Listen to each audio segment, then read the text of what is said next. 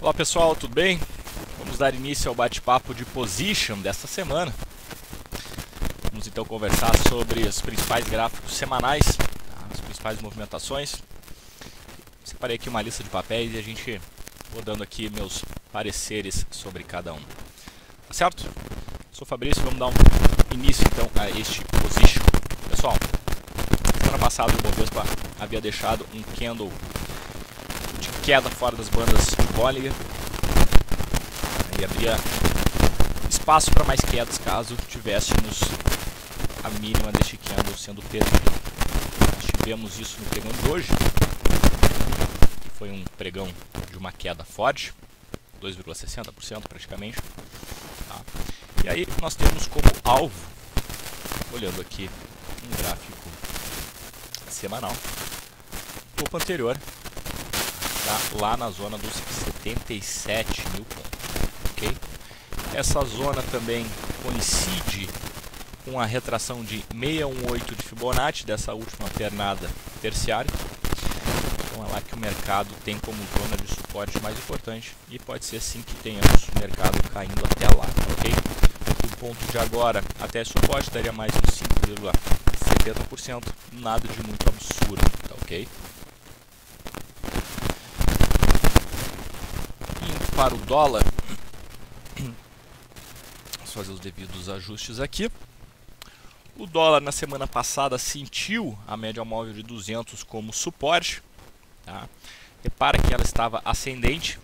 Nós comentamos já alguns pregões atrás, né, que a média móvel de 200 tenderia a ser um suporte muito importante para o dólar, porque o dólar vinha trabalhando acima dela desde 2012. Okay? Então há muitos meses já, média móvel de 200 no suporte, agora no curto prazo essa média foi respeitada. Tá? A gente vai ter uma queda maior no dólar no momento em que essa média for rompida, realmente essa zona lá dos 3.100, perdão, 13,10. Tá? No curto prazo agora, a expectativa do dólar, pelo menos olhando aqui no gráfico semanal, que venha novamente fazer o teste lá dos 3.350 pontos, certo? Isso também não daria uma alta nada muito expressiva, uma alta de apenas 3%, isso me parece ser o caminho mais provável para o dólar, ok? Falando de juros, a gente pode até entrar no contrato de vencimento mais longo, 2025. Nós tínhamos os juros aqui, nós temos, na verdade, os juros aqui com um suporte importante na zona dos 9,75. Os juros praticamente testou esse suporte no pregão de semana passada e deixou um candle de conotação altista. Então, assim como o dólar, nós temos uma expectativa, obviamente, altista para os juros. A questão aqui, o alvo dos juros está um pouco mais acima, tá? Está mais próximo do suporte do dólar, então o próximo topo daria uma alta bem mais expressiva, em torno de 7%, ok? Fazer compras parece arriscado demais, tá, ok? Esperaria repique acontecer e buscaria um sinal de venda nos juros. Acho que é um trade muito mais tranquilo a ser feito. Indo para o milho, nós estamos no contrato H. O milho, dentro dos futuros, minha percepção é que está fazendo um cenário mais tranquilo para trade. Tá? Isso vem em virtude do gráfico diário e semanal também. Tá? Nós temos no gráfico semanal 4 semanas de tentativa de queda forte. Para que o milho fez uma contração dos preços, depois de um movimento altista, ok? E essa contração dos preços foi rompida numa barra bastante forte, ampla, com volume bem acima da média. Então aqui dava uma ideia de um movimento de queda para o milho. Esse movimento de queda não aconteceu, nós tivemos já no candle da semana seguinte um candle de conotação altista forte, praticamente consumindo 50% da barra que rompe, né? E ó, repara no volume. Então, desde esse candle aqui a gente já ficou com o pé atrás para essa queda do milho. Tá? E hoje a gente vê o milho, então, superando a máxima deste candle. Certamente nós temos uma fraqueza deste rompimento aqui, que pode ficar mais claro, mais elucidado no gráfico diário. Repare que no gráfico diário nós tivemos um fundo, um volume bastante amplo. Nós havíamos conversado já, na verdade, no CCM Foot, né? Vamos voltar aqui e rebobinar a fita. A gente vinha desenhando este padrão aqui como o mais provável, uma movimentação lateral seguida do rompimento altista. E é isso que o milho fez. Tá? No CCMH hoje nós tivemos o rompimento do topo anterior. Esse aqui é o pivô de alta diária. Okay? Isso aqui eu fico suscetível a compras também no semanal. Tá? Nós usamos um modelo aqui, não está dentro dos modelos do Stormer, mas é um dos modelos que nós seguimos aqui. Isso aqui seria um Red Bar Takeout. Okay? Para quem for mais agressivo, poderia operar pela simples superação da máxima desse candle. Quem for um pouco mais conservador, esperaria o candle da semana de agora, tá? Começou agora na segunda-feira, fechar acima dessa máxima e operar na semana seguinte a superação da máxima do pregão da semana que se encerra nesta sexta-feira. Por quê? Porque ele estaria buscando a configuração de um rompimento falso, ok? Expectativa para o milho de forma geral, então. Certo? Agora a gente pode passar então para os papéis que tem maior peso no índice. A gente começa com o Itaú. O Itaú, o gráfico semanal deixou, assim como o Ibovespa, um candle de queda na semana passada, fora das bandas de Bollinger, posterior a uma barra bastante ampla, tá? A favor do movimento de alta. Então dava uma ideia aqui de exaustão, ok? Essa barra por si só. E a barra aqui vermelha que fica fora das bandas de Bollinger.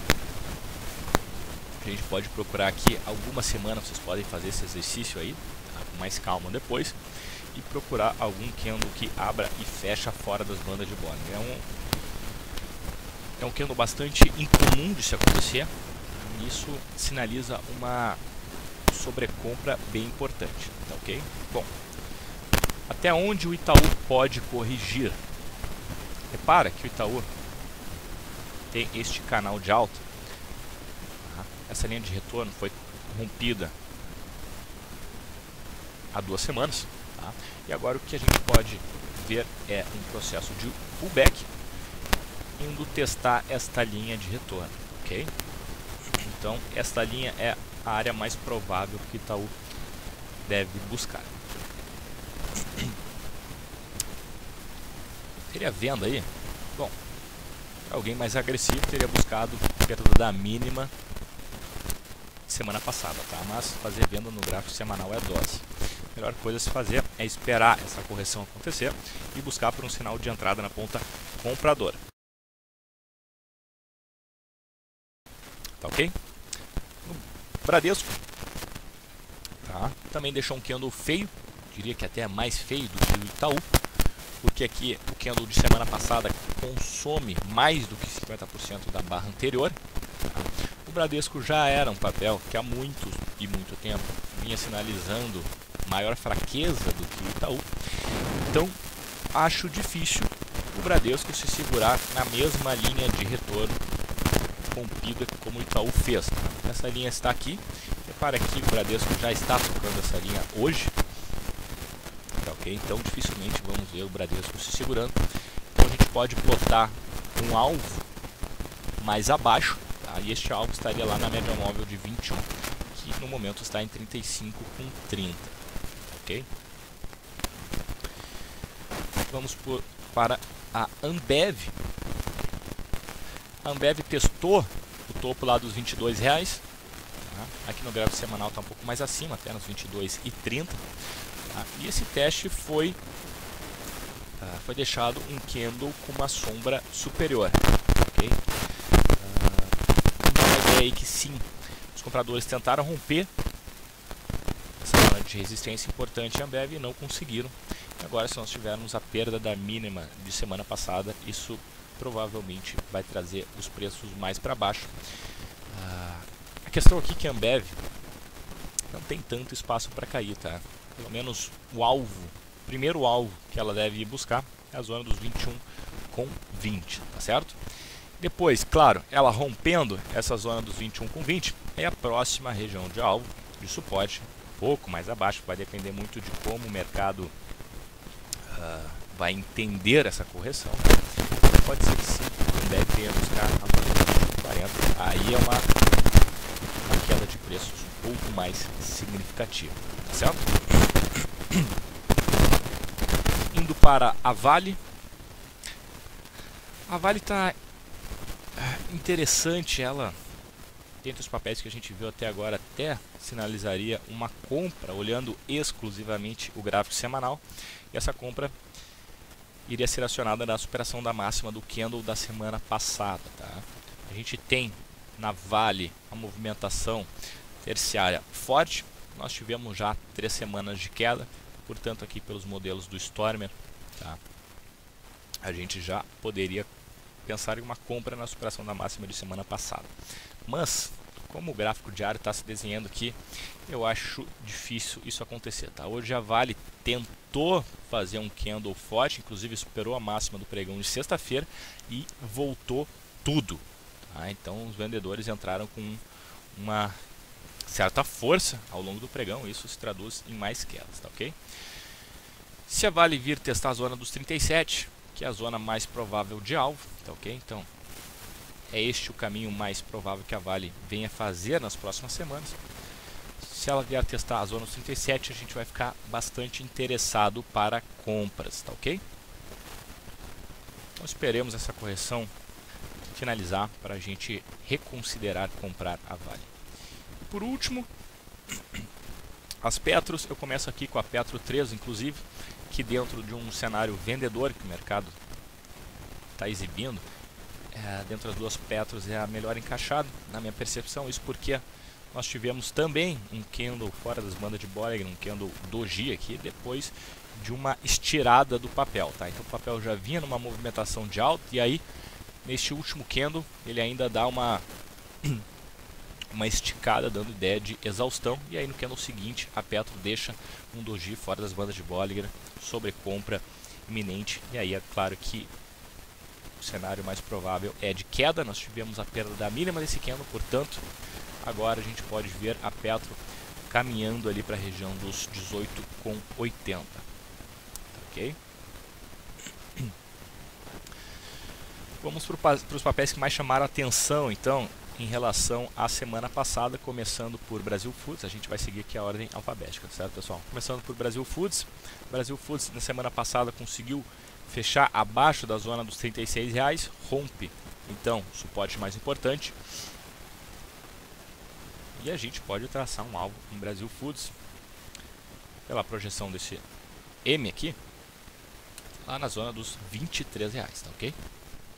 Percebam aqui no gráfico diário, Brasil Foods rompeu mais um suporte. Esse é o último suporte mais importante, estava lá na faixa dos R$ 34,00, e hoje novamente mostra uma barra forte na ponta vendedora, portanto isso se traduz em mais quedas, tá ok? Se a gente afastar bem o gráfico aqui,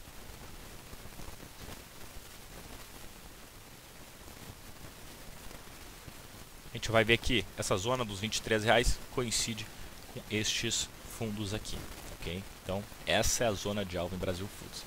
Buscar venda agora está esticado, né? Está esticado. Melhor cenário aqui, depois de 4 semanas de queda consecutiva, Brasil Foods caiu ao longo dessas 4 semanas já 16%. Melhor cenário agora é esperar um repique, tá? E buscar algum candle próximo de alguma zona de resistência, que nesse momento a mais importante é R$ 34,00, ok? CAD 3 indo um pouco na contramão aqui, fez uma sinalização de alta. Para que a CARD consegue romper todas as máximas desses últimos 46 candles, tá? Então realmente limpou várias e várias máximas, e o que a gente está vendo aqui em CAD 3 é um retângulo em topo, tá ok? Aqui daria para a gente pensar em uma compra. Essa compra teria um alvo lá na zona dos 18,50 em um primeiro momento, e em um segundo momento a zona dos 24,40. Tá? Já acionou? Sim. Tá? Para quem pode acompanhar o mercado diariamente, certamente observou este movimento muito potente na CAD nos últimos dias, ela subindo em linha reta aqui 26, 27%, então certamente esperaria algum recuo, qualquer recuo pelo gráfico diário e não entrar assim de forma seca aqui na superação da máxima no gráfico semanal, tá ok? Quem entrou aqui no gráfico semanal, tudo bem, mantém um stop abaixo aqui dos R$10, tá? Dos 9,95, é lá que a CAD não deve perder se ela cumprir essa movimentação de alta que ela prometeu desde esse rompimento aqui, tá ok? Depois a Hering chama atenção também, tá? Chama atenção pelo nível de sobrevenda que o papel se encontra olhando aqui na perspectiva do estocástico lento. Repara que este é o nível que a Hering tende a marcar fundos, tá? Agora, se por um lado o papel está muito sobrevendido, por outro tem mais espaço para o papel cair. A zona de suporte que eu ficaria mais interessado em buscar compras é lá na zona dos R$19. Tá? Além de ser a média móvel de 200 períodos, também é o suporte deste último fundo. No gráfico diário é um fundo importante, tá ok? Então tem espaço para ele cair. Se cair lá, ela vai ficar com caráter mais sobrevendido ainda, e aí a gente fica mais interessado ainda em comprar. Tá? Além de ser os R$19, o fundo destes candles também vai ser uma LTA. Tá? Então a gente vai estar vendo aí uma região de cataclisma dos compradores e provavelmente, ou pelo menos deveria se segurar nessa região de preços. Tá? Então tenhamos paciência, que o papel tem condições de cair mais.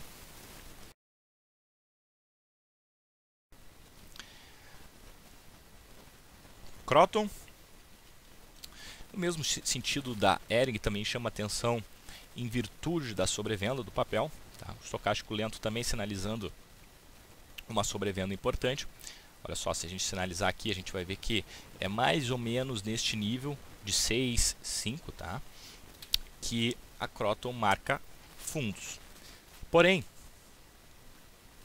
assim como a Hering, a Croton também pode cair um pouco mais. Ela tem aqui a região dos 14,70 para cair, tá ok? Então nessa região 14,70 até os R$14, ficaria bem mais interessante se o papel caísse lá em linha reta, tá ok? O papel está em uma tendência de baixa, uma pernada terciária de queda, é verdade. Então assim, o movimento secundário dela ainda é de alta, primário também, então a gente ainda continua interessado em compras. A questão só é encontrar o ponto ideal, e o ponto ideal está próximo da zona dos 14, tá certo? Light, a Light ainda não acionou nenhum tipo de operação, mas eu ficaria de olho aqui porque ela está fazendo este padrão aqui. Repara que ela fez uma pernada de queda forte, está fazendo consolidação dos preços nessas últimas semanas. Então, se nós tivermos rompimento desse suporte, tá? Sei que o Stormer já costuma operar no acionamento da mínima do conjunto, ou seja, abaixo aqui da mínima deste candle, a gente estaria vendo a formação de um mastro bandeira aqui, tá? Baixista. Tem algumas zonas de suporte para atrapalhar, sem sombra de dúvida. Uma zona importante é aqui os 13,60. Caso esse trade seja acionado, é ali que eu botaria uma realização parcial. Tá? Daria aí uns 10, 11% de realização parcial. O position trade está excelente. Tá? E depois a gente tem uma segunda região de alvo lá nos 10,50. Okay? Então aqui dependeria do acionamento da perda da mínima aqui dos 15,23. Tá certo? Fiquem de olho aí nesse patamar de preço.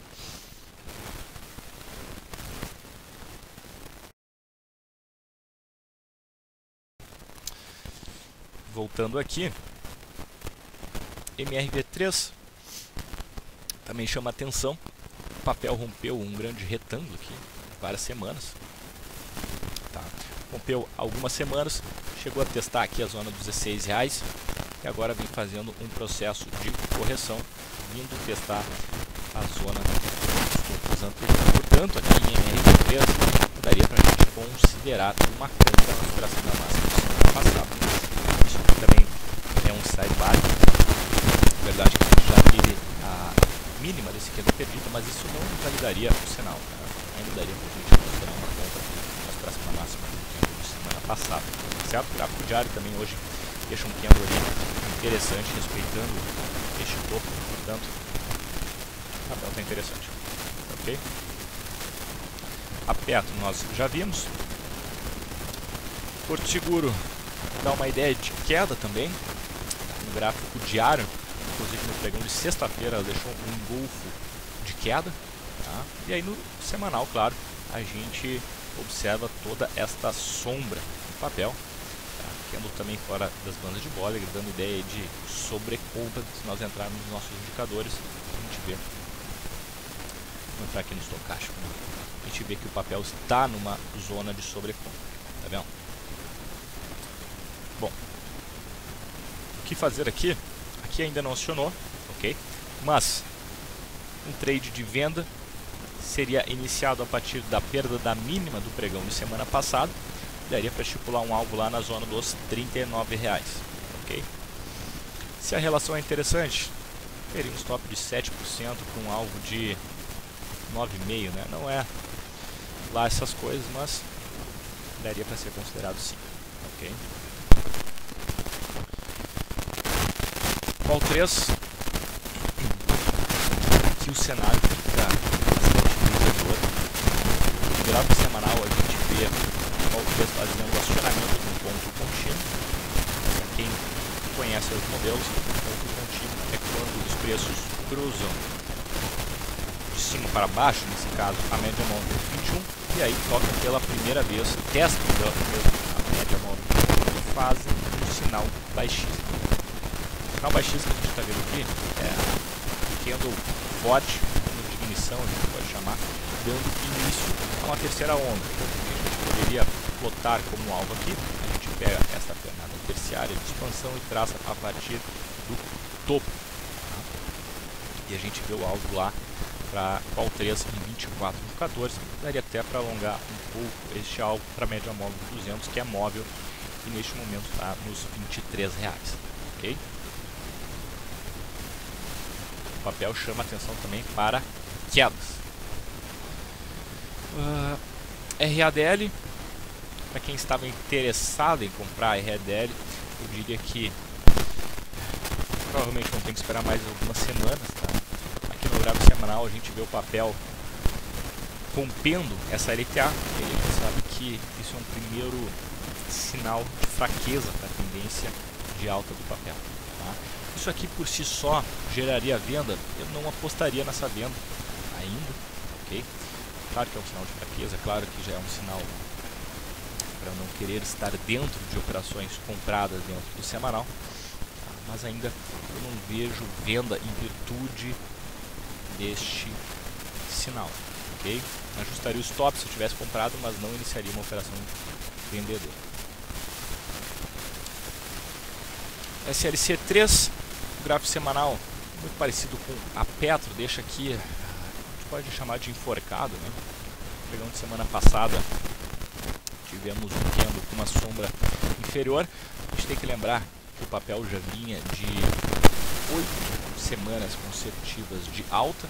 Se nós entrarmos lá, tanto como no IFR14, tá? Afastarmos bem nosso gráfico, olha só que no IFR14 está sobrecomprado. Tá? Na verdade, em todo o histórico do papel, o papel atingiu somente 2 vezes essa região que ele se encontra agora, tá? Ali na zona dos 80 no IFR14. Então a gente pode estar vendo um topo mais importante aí do papel, que passaria a assumir ajuste de stop caso eu estivesse comprado. Tá? O cástico lento, obviamente o IFR14 está sinalizando sobrecompra, o cástico lento não é diferente, também está sinalizando uma sobrecompra bem importante. Tá? O que fazer se eu estivesse comprado? Ajustaria o stop para baixo da linha do pregão de semana passada. Okay? E por último, a Tegma.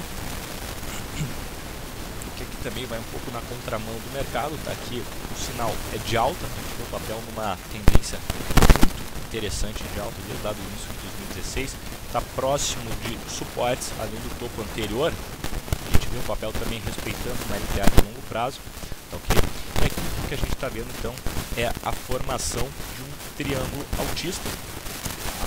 Ou mesmo de um retângulo em torno, ok? Então, caso nós tenhamos o rompimento dessa zona de resistência, a zona de resistência está firmada lá no 21,50, a gente vê um alvo para a Tegma no primeiro momento de 27,20, no segundo na zona dos R$30. Eu sinalizo o Tegma para vocês, além do semanal, repare também como as bandas estão estreitas, mostrando contração dos preços. A gente sabe que depois de contração vem expansão dos preços. Tá? Como eu assumiria uma compra aqui? Eu esperaria o candle de semana passada, a máxima de semana passada ser violada. Tá? Por quê? Porque seria justamente, a gente veria a Tegma esperando a máxima deste candle vermelho aqui também. Tá? Hoje a gente vê o papel deixando um martelo, tá? Numa região tanto interessante, mas esse candle vermelho aqui incomoda, mas não incomoda muito. Eu não ajustaria meu stop para baixo da linha dele, okay?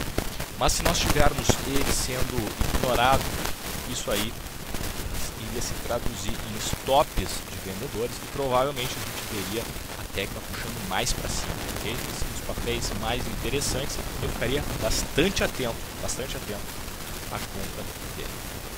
Tá certo, pessoal? Então esses foram papéis que mais me chamaram a atenção olhando em um gráfico semanal. Qualquer dúvida vocês podem mandar aqui nos comentários do YouTube, que eu mesmo venho e respondo esses comentários e suas perguntas. Tá certo? Então a gente se vê, um abraço, tchau, tchau.